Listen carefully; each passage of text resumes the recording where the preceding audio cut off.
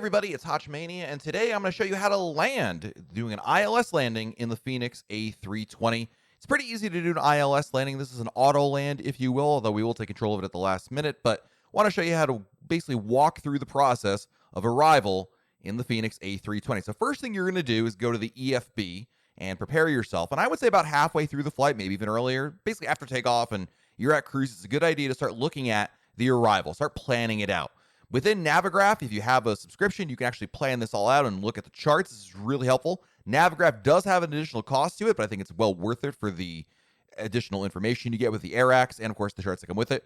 Wherever you get your chart data from, what you want to do is look at your arrival and basically double check that the arrival data in your flight computer matches up with the charts. In most cases, the star or the arrival information has specific altitudes, speeds, or both for you to hit. So it's critical that you follow this because if you're flying online on like VATSIM or Pilot Edge or some other network, you're going to want to make sure that you're hitting the right altitudes at the right speeds, unless, of course, air traffic control gives you something otherwise.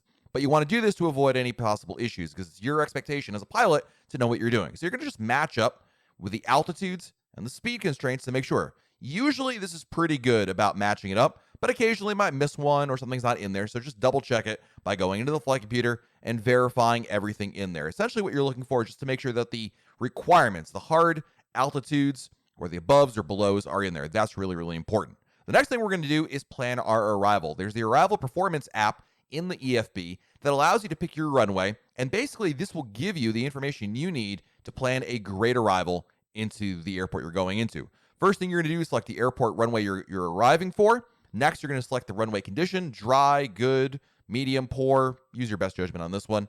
Next up is the weather. You can, of course, refresh the weather and then apply it, which basically pulls in the weather and tells the computer what to expect. And lastly is the landing weight. And to calculate the landing weight, there's a couple different ways to do it. I'm going to show you how I do it. And we're going to go to the fuel prediction page. And we're going to add two numbers together, the zero fuel weight and then the estimated fuel on board. Now, sometimes this math is really easy to do. Sometimes it's not, and there's no shame in pulling out the calculator to figure it out. But just add those two numbers together, and you've got your answer.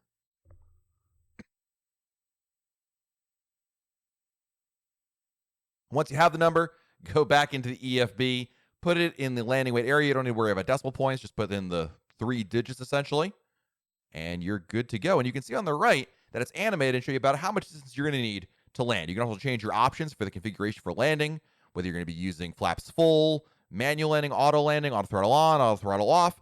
I'll be honest with you, I leave everything on the way it is by default and just go with it. But of course, depending on the conditions and your experience, you may want to change these options.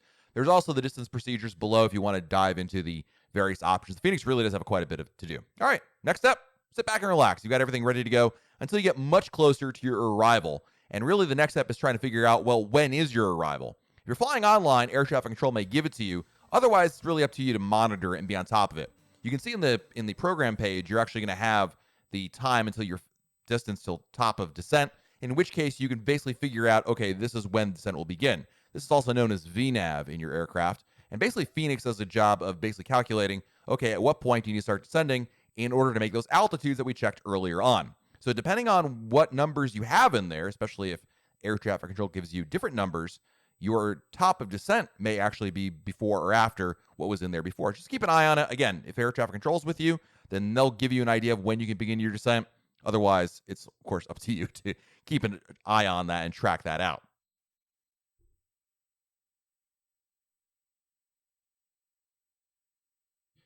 Once you do get close to your descent, what I like to do, again, assuming you're cleared for it, is to put in the lowest altitude possible for your descent.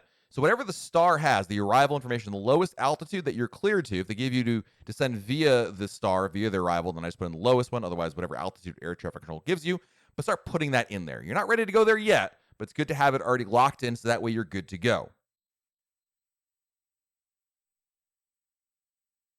And then once you are good to go, just push the knob in and then put on low auto brake, arm the spoilers. Of course, you can do a different auto brake if you so choose. And when you do get close to your arrival, you're going to see the computer telling you enter destination data. This is essentially you telling the Airbus, okay, here's the conditions in the airport we're going to. To get that information, we're going to go back to the EFB, and you'll be able to pull up the METAR information, which is the airport information like temperature, winds, altimeter, things of that nature. Go back to the My Flight tab, click on your Arrival button, and it'll pull in the METAR right away. So you can put in the pertinent data for your arrival, starting off with, of course, the altimeter. You can clear everything out there so that there's nothing in the way. And then we're going to put in temperature, and then we're going to put in the winds. And this is actually a good example when we get to the winds, because the winds are a little different here. There's gusting and there's sustained. You want to ignore the gusting, just put in the sustained wind. So 200 by 23, it looks like. The G stands for gusting, so we can just ignore that. It's not pertinent for the flight planning as it relates to the arrival.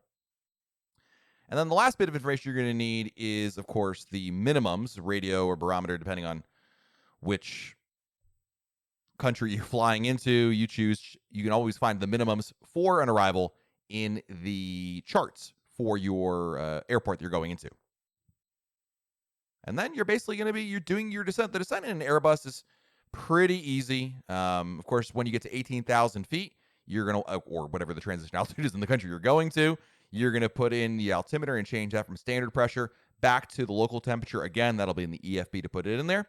But the computer should do a pretty good job of getting you down via the arrival. Again, in this example, we're actually going to get vectored away from the arrival because air traffic control is going to give it to us. Depending on the airport, some of the arrivals are pretty precise and bring you right in, and you'll join the localizer in the final approach. Others are more to kind of dump you off somewhere, and it's up to you to figure it out. So the stage in which it happens can vary. Now, in this situation, actually changing up runways on us. Change runways, go back to your flight plan, hit your arrival information, change to the runway. It actually retains your star and information in there. So all you have to do is just insert it, and you've got the new runway. So we switched from 33 to 24 in Bradley. And now we're good to go to continue our descent as it pertains to wherever we are. Again, depending on your arrival, it can change a little bit. But the next thing you're going to want to do is about 10,000 feet. You want to turn all your landing lights back on. You should have turned off most of them when you got above 10,000 feet. But we're going to make sure all the lights are on for arrival, 10,000 feet. And again, back to enjoying the view. The best part about Microsoft Flight Simulator is really these views below, I would say 10,000 feet for sure. It's really pretty. So make sure you take some time to enjoy those views. It's pretty darn important. All right, as we're getting closer, it's also a good idea to get an idea of where you are. I'm being vectored by ATC in this example, but I can see on my displays here that we're coming up on the downwind for the runway. So it's just a good idea to have an idea of where you are and probably where you're going.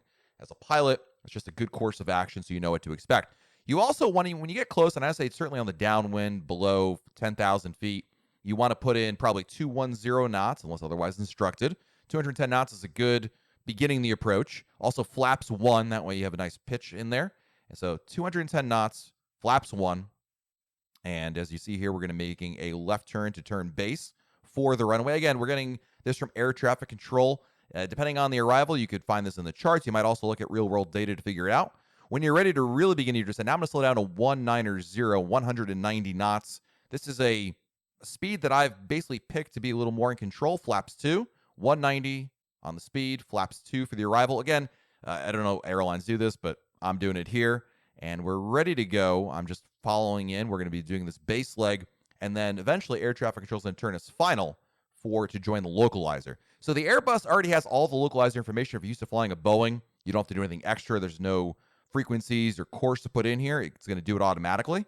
So here we're going to get now our turn to final and instruction to join the localizer. So I'm going to turn final here. And then when they get that instruction, what I'm going to do is I'm going to arm the localizer. I'm going to have the approach button on the right and then the ILS button. That way I've got the computer ready to go for it. And essentially it's going to join the localizer. In this case, we've already joined it. As you can see, LOC, we're good to go. I'm now in the performance page. Going to activate the approach mode, which gives me my approach speeds. In this case, 130 is our approach speed, final approach speed. I always add 5 knots to the final approach speed, just as a matter of practice principle. Again, everyone's got their own little strategy for this. Find what works for you. But that way I feel like I can safely come in at a good speed, not too high, not too low. And it just works for me, for better or worse. Again, a lot of the procedures I'm talking about here are just kind of an assortment of information I picked up over the years. So now you can see here we're on the localizer. We're not yet on the glide slope. I got to make sure that you're getting to the right altitude for that glide slope. Again, the chart for the arrival is going to show you exactly on the runway which altitude you have to be at to hit the glide slope. And there we go. We just hit the glide slope. So GS is armed. We're on localizer. So now the plane is going to take us down. Again, by arming approach mode, it arms both the localizer and the glide slope to be able to go. And then at your discretion, you're going to bring the speed down. Eventually, you want to be at final approach speed. Again, you probably want to be at final approach speed somewhere between, I would say, 10 and 5 miles out. Also, it's a good idea to lower your gear. A friendly reminder there. Always an important thing. There have been a couple landings in which I forgot to do that. That's an oopsie. But gear down, and of course, full flaps. Once you get to that final approach speed and it's clear to go, you want to make sure you're not going to be getting any warnings for over speeding with your flaps. And now the real question is, when are you going to take over control of the aircraft? So theoretically, ILS will take it all the way in, but any pilot should tell you that you should be taking it yourself at some point. Again, in here, I'm looking at, before we do that, let's take a look at the go-around altitude. Always assume a go-around. So in this case, it's 4,000 feet for a go-around. And you can program. Then once you're on the glide slope and the localizer, you don't have to worry about the go-around altitudes. You can't do that until you get on the glide slope, that is. But the ECAM looks good. We're clear on there. I'm going to take one last look outside the window since the computer is still in view. Again, you want to take advantage of the great visuals in Microsoft Flight Simulator. But when do you take control of it? Up to you. 1,000 feet is pretty much the minimum I would do it, or the maximum, I should say. Minimum would be about 500 feet. If it's bad weather or bad winds or both, I'll do 500. If it's really bad and you're just not sure about it, maybe 300. Basically, just hit the autopilot button. You're going to hit the warning button to get rid of the warning sign, and then you're on your own. And in our other videos, we talked about how to do a great landing and how to avoid landing mistakes. Pay attention to your PFD for where it's guiding you. The PAPI lights will also give you an idea of where to go. But ultimately, when you get within about 200 feet or so, start looking at the end of the runway, not the front of the runway, the end of the runway, and just guide it in. This is all practice. There is no secret sauce or, secret tool to get a great landing. It's a matter of, I think, muscle memory and just understanding your plane and the nuances of it. But you're looking to hit that touchdown zone anywhere between those blocks is always a good idea. And flare at the right time. Again, muscle memory is all where this is about. But the ILS will bring you in and set you up for a pretty good landing. And hopefully, if you do everything right, then you're going to have a great landing in the airport you're going to. The key is the right altitude and the right speeds to hit the glide slope and the localizer. And it's really that altitude especially. So pay attention to the charts if you're not with air traffic control. Hope you found this video helpful. If you did, please like this video and subscribe to our channel. We're trying to get to 1,000 subscribers, so I really need your help. Please subscribe to the channel. Totally free to do so. This has been Hotchmania, and we'll talk again real soon.